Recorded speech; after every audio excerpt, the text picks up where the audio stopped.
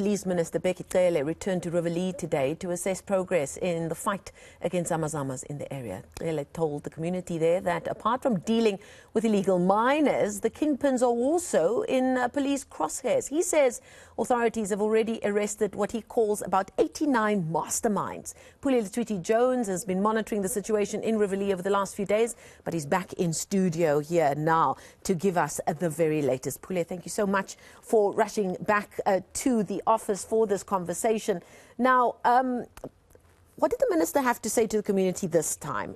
It's not the first time he's visited the area, but it's been a rather volatile week there, hasn't it? Yeah, it's really been quite busy, especially for law enforcement agencies as well, to an extent whereby the South African Police Ministry had to deploy some of their top brass, including the specialized task force team, which is the last line of defense after the SAPS. After that, you've exhausted all resources, and it means that you'd have to call now the SANDF. But as far as we understand, they believe that they've been really quite, heavily operational in terms of trying to alleviate the Zamazama operations in the area. And like you say, this is not the first time we've seen this in Mbizo happening. We saw what happened previously in Kagiso, in West Village, in Krugersdorp as well. And their residents who I spoke to on Sunday, particularly in Krugersdorp, saying since the Mbizo, it seems as though the police visibility was only there for a week. After that, things went back to square one. Yeah. So it means We've seen that before, haven't we? Definitely. It means that the illegal mining is rife again, once again, in that area. But this time around, he had assured the residents that there will be an investigation into the Langlaagte police station, of course, where residents from Riverlea and Zamimpilo will be reporting to, saying they want to establish why some of the complaints by the residents to say that the police station is not fully operational. What's the reason for that? Why are the police not attending to these crimes as well? But also importantly, the police ministry and, of course, Justice Cluster, Safety and Security will be meeting the president tomorrow just to discuss about this unending crisis of zamazamas, especially in Gauteng, which, by the way, the Minister of Mineral Resources and Energy, Gwede Mantashe, has once dubbed as economic sabotage. When I was in Kenya, I spoke to the Minister of Foreign Affairs from Lesotho, who said that they are going to embark on a program where they have a meeting with the counterparts in South Africa to try to see how they can deal with this issue of legal mining. And this is supported by the Minister of Police, eNCA, saying he will be meeting the Minister of Mozambique of Police and the Minister of Police in Lesotho as well. But they have identified the countries that are quite problematic in terms of undocumented foreign nationals who are participating in this illegal operation, being Malawi, Zimbabwe, Mozambique and Lesotho, which is the hottest target they're looking at right now. They're saying most of these notorious zamazamas are from Lesotho. So it means they will be now working with intelligence to try and see where they've moved to right now, because it was quite problematic. The manholes were closed yesterday in the evening. Today in the morning, they were open again. Oh. So it means that the work ethic cannot be questioned. You're dealing with a very, planned operation here by zamazamas. They know what they're doing. And what we saw today was some of the, machinery that's being confiscated as well from these guys. So it means that the police have to be there 24/7. And these are not people that are just picking up this kind of equipment on the side of the road. It is a very strategic approach to what they are doing, and there therefore needs to be a strategic approach to try and stop it. So stemming the tide of so-called zamazamas coming across the borders is one thing. You're still sitting with a problem here, aren't you? Joburg is a mining town. Yeah. Do you think that there's an understanding you cannot just keep on putting out those fires every time there's a flare-up in criminal activity around zamazamas, that you actually need a strategic approach to ensure that this problem is stopped across this mining region? You need a very, good plan to try and stop what's going on right now. This would mean involving other various government stakeholders, such as the Department of Mineral Resources and Energy, and of course the Justice Cluster as well. And as far as we understand here, it seems as though this is a very sophisticated supply chain, because the Zamazamas are only the primary level.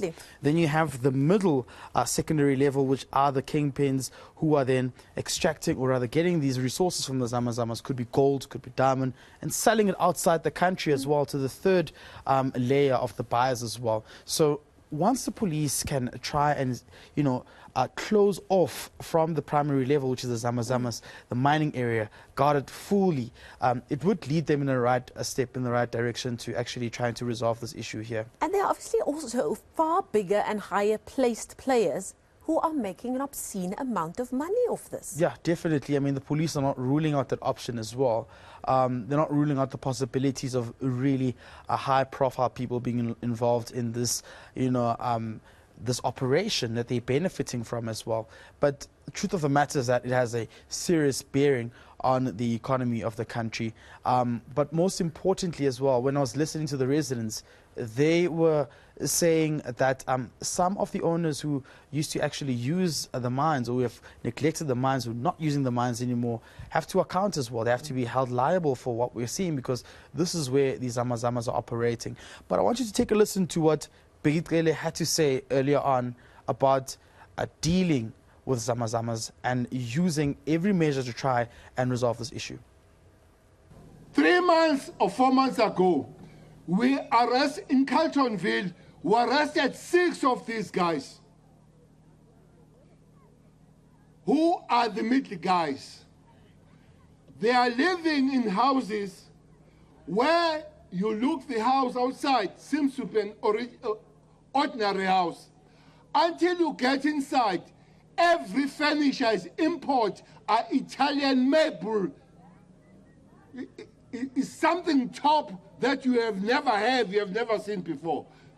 What they didn't do well, in their houses, those 6 guys, they are parking a Lamborghini, they are parking a Bentley. We arrested them. Fortunately or unfortunately, they are out on bail.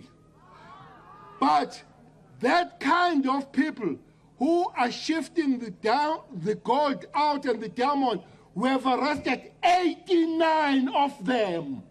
So don't tell us that we don't deal with the top guys. 89 of them.